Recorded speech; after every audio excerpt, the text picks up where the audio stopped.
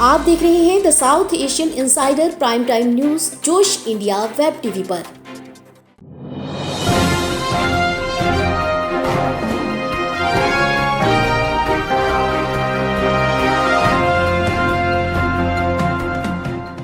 नमस्कार, आप देख रहे हैं जोश India web TV. The south Asian insider के प्राइम टाइम न्यूज बुलेटिन के साथ हर रोज की तरह मैं हूं गीता सक्सेना।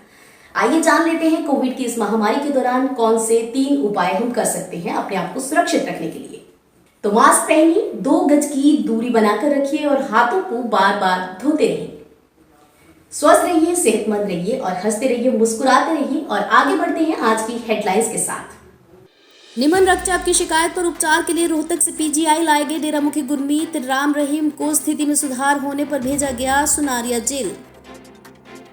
एक रेडी से केवल 20 रुपए के अंडे चुराने के जुर्म में पंजाब पुलिस के एक हवलदार को होना पड़ा सस्पेंड, क्योंकि अंडे चोरी करने का वीडियो हो चुका था वायरल। देश में कोरोना के नए मामलों ने फिर से 3.5 लाख का आंकड़ा किया पार। बीते 24 घंटे में देश में कोरोना के 3,62,727 नए मामले दर्ज। द टाइम्स ग्रुप और द टाइम्स फाउंडेशन के अध्यक्ष इंदु जैन का 84 साल की उम्र में निधन। इजराइल और फिलिस्तीन में चल रहे खूनी खेल के चलते भी नहीं घबराई महिला पत्रकार योमाना अल सैयद। पूरे घटनाक्रम को कैमरे में किया कैप्चर। उत्तराखंड के पूर्व मुख्यमंत्री त्रिवेंद्र सिंह रावत का अजीबोगरीब बयान वायरल हुआ सोशल मीडिया पर। देश में आज भी सुरक्षित नहीं है महिलाएं, आपत्तिजनक मैसेज करने का मामला आया सामने। निम्न रक्तचाप की शिकायत पर उपचार के लिए रोहतक से पीजीआई लाए गए डेरा मुखी गुरमीत राम रहीम को तकरीबन 24 घंटे के बाद सुनारिया जेल भेज दिया गया। इस दौरान गुरमीत ने अपने सुरक्षा अधिकारियों से कई बार हनीप्रीत अपनी पत्नी और बेटे से मिलने की बात कही। साध्वी यौन शोषण मामले में रोहतक जेल में बंद आरोपी गुरमीत राम रहीम को उपचार के लिए रोहतक से पीजीआई लाया गया था। स्थिति में सुधार होने पर सुनारिया जेल भेजा गया। उपचार के दौरान राम रहीम ने सुरक्षा में तैनात अधिकारियों से कई बार हनीप्रीत अपनी पत्नी और बेटे से मिलने की बात भी कही। जांच में सब कुछ ठीक पाए जाने पर उसे पीजीआई से डिस्चार्ज कर दिया गया। कड़ी सुरक्षा के बीच पुलिस प्रशासन ने उसे वापस जेल पहुंचा दिया। साध्वियों के यौन शोषण के मामले में सजा काट रहे राम रहीम का स्वास्थ्य बिगड़ने पर बुधवार को पीजीआई में दाखिल किया गया था। पंजाब स्थित फतेहगढ़ साहिब के ज्योति स्वरूप मोड़ पर एक रेडी से केवल 20 रुपए के अंडे चुराने पर पंजाब पुलिस के एक हवलदार को एसएसपी अवनीत कौंडल ने सस्पेंड कर दिया, क्योंकि उसका यह वीडियो सोशल मीडिया पर वायरल हो चुका था। जी हां, मात्र 20 रुपए के अंडे चोरी करने वाले हवलदार की इस शर्मनाक करतूत पर हर किसी ने तंज कसा और पंजाब पुलिस की जमकर खिल्ली भी उड़ाई। जैसे ही यह वीडियो एसएसपी के पास पहुंचा तो उन्होंने तुरंत तहसील गार्ड में तैनात हवलदार को सस्पेंड कर डाला। साथ ही हवलदार की विभागीय जांच भी शुरू कर दी। मिली जानकारी के अनुसार ज्योति स्वरूप मोड़ पर छिंदर नामक व्यक्ति अंडों की सप्लाई किया करता था। रोजाना की तरह वह अपनी रेडी पर अंडों की सप्लाई देने निकला था। वह उक्त मोड़ पर सड़क किनारे रेडी खड़ी करके सप्लाई देने गया तो वहां खड़े एक हवलदार ने 4 अंडे चुराकर अपनी पैंट की जेब में डालकर ऑटो में बैठकर खिसक गया। अंडे चोरी कर रहे हवलदार की यह करतूत एक व्यक्ति ने मोबाइल फोन में कैप्चर कर ली। वीडियो वायरल हो गया और तो हवलदार के सस्पेंड होने में देरी नहीं लगी। रेडी वाले व्यक्ति छिंदर के अनुसार उसकी ट्रे में 4 अंडे गायब थे। उसे स्थानीय लोगों ने बताया कि अंडे पुलिस वाले ने चोरी कर लिए हैं। देश में कोरोना के नए मामलों ने 3.5 लाख का आंकड़ा पार कर लिया है। बात करें बीते 24 घंटे की तो देश में 3,62,727 नए केस सामने आए हैं और 4,136 लोगों की मौत भी हुई है। देश में लगातार बढ़ रहे कोरोना के नए मामलों ने फिर से तूल पकड़ते हुए 3.5 लाख का आंकड़ा पार कर लिया है। बीते 24 घंटे की बात की जाए तो देश में कोरोना के 3,62,727 नए केस सामने आए और 4,136 लोगों की मौत भी हुई। महाराष्ट्र, कर्नाटका, यूपी, दिल्ली समेत कई राज्यों में कोरोना का सितम जारी है, लेकिन पहले की तुलना में दिल्ली, महाराष्ट्र सहित देश भर में कोरोना की दूसरी लहर अब कमजोर सी पड़ने लगी है। द टाइम्स ग्रुप की चेयरपर्सन इंदु जैन का 84 साल की उम्र में निधन हो गया। बता दें कि Indu Jain the times group और द टाइम्स फाउंडेशन की अध्यक्ष भी थी। इंदु जैन एक प्रमुख भारतीय मीडिया शख्सियत भी रही।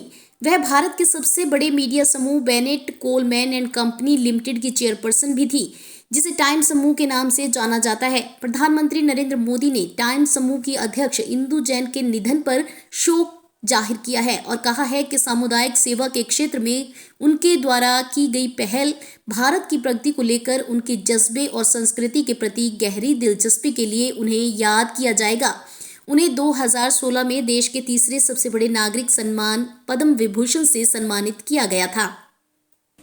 सलाम है मीडिया कर्मियों को। इजराइल और फिलिस्तीन से जुड़ी हर खबर को दुनिया तक पहुंचाने के लिए पत्रकारों को अपनी जान जोखिम में डालनी पड़ रही है। हाल ही में एक वीडियो सामने आया है जिसमें एक महिला पत्रकार रॉकेट हमले के बीच भी लाइव रिपोर्टिंग जारी रखे हुए है। जी हां, लाइव रिपोर्टिंग करने वाली इस महिला पत्रकार का नाम है योमाना अल सैयद। वह मूल रूप से गाजा की रहने वाली है। योमाना इजराइल की तरफ से हो रहे हमले को कवर करने पहुंची थी। वह लाइव कैमरे पर शहर के हालात बता रही थी। तभी एक रॉकेट उनके ठीक सामने आ गिरता है। वे कुछ देर के लिए घबराती जरूर हैं, लेकिन मैदान में डटी रहती हैं। योमाना यदि चाहती तो हमले के तुरंत बाद वहां से जा सकती थी, लेकिन उन्होंने अपनी ड्यूटी निभाना ज्यादा जरूरी समझा। योमाना की तरह ही बाकी पत्रकारों को भी दो देशों की इस जंग में काफी मुश्किलों का सामना करना पड़ रहा है। उन्हें हर रोज जान पर खेलकर खबरें पहुंचानी होती हैं। बता दें कि इजराइल और फिलिस्तीन में सोमवार से संघर्ष चल रहा है। इस खूनी खेल में अब तक कई लोगों की जान भी जा चुकी है। उत्तराखंड के पूर्व मुख्यमंत्री त्रिवेंद्र सिंह रावत ने कोरोना वायरस को लेकर के एक अजीबोगरीब बयान दिया है, जिसे हजम कर पाना शायद मुश्किल है। जिसमें उन्होंने कहा है कि कोरोना वायरस भी एक प्राणी है, उसे भी जीने का अधिकार है। रावत कहते हैं कि कोरोना वायरस भी एक प्राणी है और उसे भी जीने का अधिकार है। पूर्व सीएम का दार्शनिक अंदाज में दिया गया यह बयान सोशल मीडिया पर वायरल हो रहा है और इसके लिए उनकी आलोचना भी की जा रही है। वैसे रावत अकेले नहीं हैं। कोरोना और उसके बचाव को लेकर अब तक कई अजीबोगरीब बयान सामने आ चुके हैं। एक निजी न्यूज चैनल से बातचीत में त्रिवेंद्र सिंह रावत ने कहा कि मैं दार्शनिक पक्ष के साथ यह बात कह रहा हूँ। वायरस भी एक प्राणी है और हम भी। हम अपने आप को सबसे अधिक बुद्धिमान मानते हैं, लेकिन वो प्राणी जीना चाहता है और उसे भी यह अधिकार है। रावत इतने पर ही नहीं रुके। उन्होंने आगे कहा कि हम कोरोना वायरस के पीछे लग गए हैं। वह रूप बदल रहा है, बहरूपिया हो गया है, इसलिए वायरस से दूरी बनाकर चलना होगा। पूर्व मुख्यमंत्री ने कोरोना को लेकर कहा कि तू भी चलता रहे और हम भी चलते रहें, बस हमें उससे तेज चलना होगा ताकि वो पीछे छूट जाए। हमें इस पहलू की ओर सोचने की ज़रूरत है। वो भी एक जीवन है और अपने जीवन को बचाने के लिए वो तमाम रूप बदल रहा है। भाजपा नेता रावत का यह बयान दरअसल सोशल मीडिया पर जमकर वायरल हो रहा है। हालांकि उनके समर्थकों का कहना है कि पूर्व मुख्यमंत्री ने लोगों को महामारी से बचने के लिए आगाह किया है। भले ही सरकार महिलाओं की सुरक्षा को लेकर असामाजिक तत्वों के खिलाफ कड़े कानून बनाने की बात करती है, लेकिन अगर जमीनी स्तर पर नजर घुमाई जाए तो आज भी महिलाएं सुरक्षित नहीं हैं। आए दिन ऐसी घटनाएं होती हैं, लेकिन कोई ठोस कदम नहीं उठाए जाते। यही कारण है कि असामाजिक तत्वों के हौसले बुलंद होते जा रहे हैं। घटना छतरपुर जिले के बमीठा थाना क्षेत्र टोरिया गांव की है, जहां आदिवासी बच्चों को निःशुल्क शिक्षा दे रही नीतू कोविड-19 के चलते बच्चों को फिलहाल ना बुलाकर ऑनलाइन पढ़ाने के प्रयास में जुटी है।